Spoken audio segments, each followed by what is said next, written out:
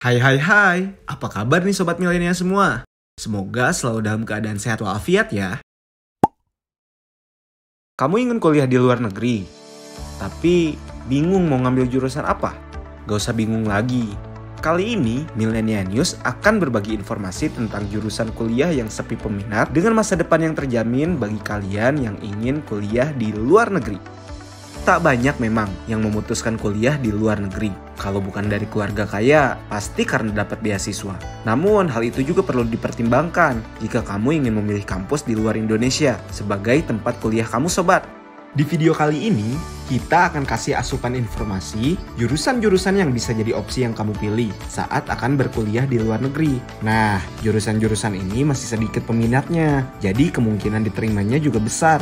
Yuk langsung simak. Pertama, jurusan Data Science.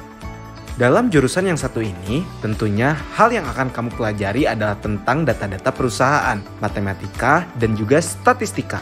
Karena nantinya, di bidang pekerjaan yang membutuhkan skill seorang lulusan data science, sobat akan ditugaskan untuk menganalisis banyak data-data untuk mempermudah dalam menemukan pola strategis bisnis yang baru di perusahaan tempat sobat bekerja. Sehingga, apabila sobat mendalami jurusan ini dan terjun di bidangnya, 80% waktumu akan dihabiskan untuk menemukan dan menyiapkan data. Wah, bisa-bisa kalau sobat punya pacar, si doi bukan lagi jealous dengan perempuan lain, namun akan jealous dengan si data yang mengisi keseharianmu nanti.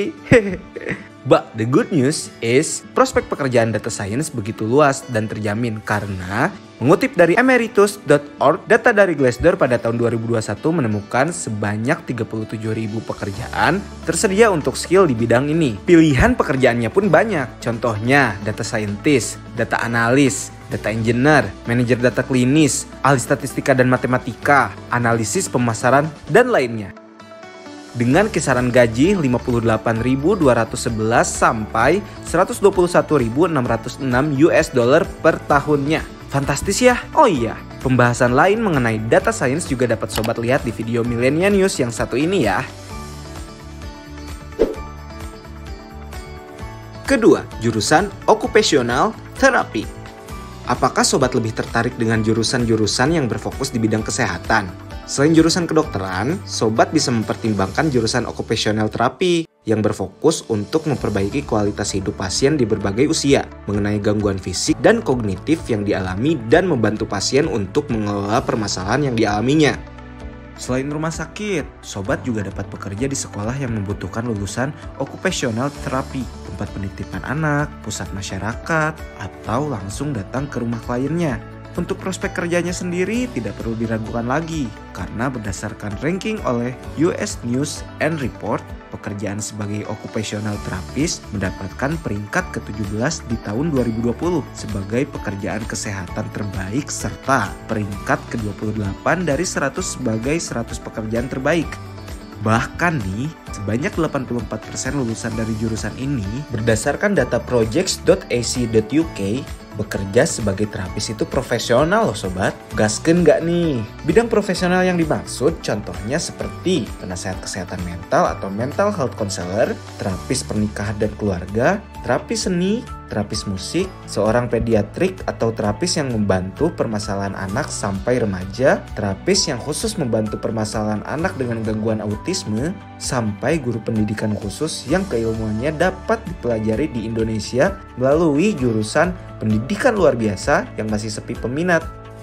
Sedangkan gaji rata-rata yang akan didapatkan menurut Biro Statistik Tenaga Kerja US sebesar 84.270 US dollar per tahunnya.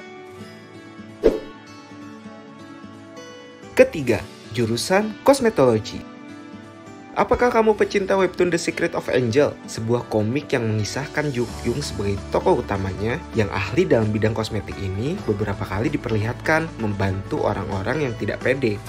Dengan penampilannya, mereka menjadi seseorang yang bikin pangling berkat keahliannya. Tujuan dan inti dari jurusan ini pun sama seperti itu.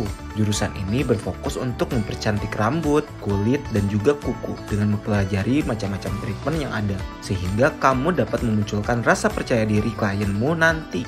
Walau bidang pekerjaanmu nantinya sangat berkaitan dengan salon, pilihan bidang pekerjaan yang dapat digeluti pun tetap beragam. Contohnya seperti hairstylist, konsultan kecantikan, spesialis kulit, spesialis pewarna rambut, ahli kecantikan, dan juga kosmetologis. Kisaran gajinya dimulai dari 10,56 sampai 28,98 US dollar per jam atau 161.000 sampai 443.000 per jamnya. Pilihan lain, jika kamu ingin gaji yang lebih tinggi pun ada loh. Contohnya menjadi seorang ahli skincare, makeup artist untuk penampilan teater dan film, product representatives, beauty bloggers, atau ahli bedah kosmetik. Dengan rata-rata 38.070 sampai 268.903 US dollar per tahun. Jika kalian sudah memantapkan hati untuk menekuni jurusan ini, kamu dapat menemukan jurusan kosmetologi di negara-negara bagian utama US seperti California, Florida, Texas, dan New York. Siapa tahu, jika kalian sudah ahli di bidang ini, kalian bisa memenuhi goalsmu untuk bertemu sang idola via makeup artist, ya kan? Keempat, jurusan Culinary Science. Apakah kamu memiliki cita-cita sebagai seorang koki? Namun tidak hanya sekadar koki biasa, tapi menjadi seorang koki yang sangat memahami segala komposisi dari bahan-bahan yang kamu gunakan. Layaknya tokoh utama dan berbagai karakter dari anime Shokugeki no Souma atau dalam bahasa Inggrisnya berjudul Food Wars. Mengingat kepintaran dan keahlian sang main karakter dalam menyajikan makanan dengan cara berbeda dari karakter yang lain, membuat kita ingin mencoba hal itu juga, bukan?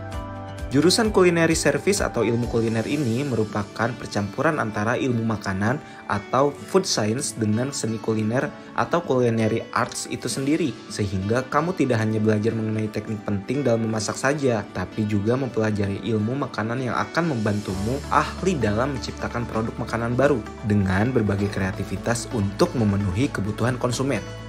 Bagaimana? Semakin dekat dengan karakter Food Wars bukan? Hehe. Prospek pekerjaannya yang utama adalah sebagai koki, peneliti, atau chef research. Sedangkan yang lainnya bisa sebagai spesialis bahan-bahan makanan, pengembang produk makanan, sales dan marketing makanan, kepala koki, ahli ilmu gizi sampai inspektur pengontrol kualitas makanan dengan gaji rata-rata dimulai dari 31.940 sampai 63.790 US dollar. Nah, segitu dulu ya sobat untuk jurusan-jurusan sepi peminat dengan peluang kerja yang luas serta gaji tinggi di luar negeri. Apakah di antara jurusan tersebut ada yang membuatmu tertarik? Atau malah kalian tertarik sama jurusan-jurusan yang telah dibahas tadi? Jika sobat ingin jurusan-jurusan tadi dibahas lebih detail atau mungkin penasaran dengan jurusan lain, bisa komen di bawah ya. Dan jangan lupa untuk like dan share. Jika video ini bermanfaat bagimu, see you on the next video.